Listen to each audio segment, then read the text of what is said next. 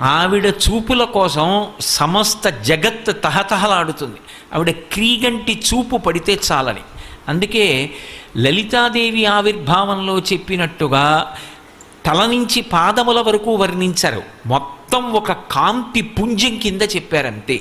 అందుకే తలతలమని మేను మెరయ ధగధగమనుచున్ కలుముల నీనటి చూపుల, ఆ చూపులకున్నటువంటి వైభవం అది. లక్ష్మీదేవి యొక్క అనుగ్రహము అన్న మాటకు అర్థం ఏమిటంటే కేవలం ఆవిడ ఒక్క చూపు చూస్తుంది ప్రసన్నంగా.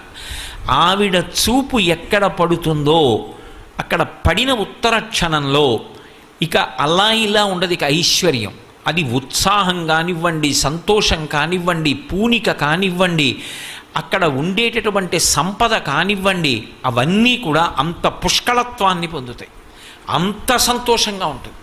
అందుకే ఆవిడ చూపులలోంచి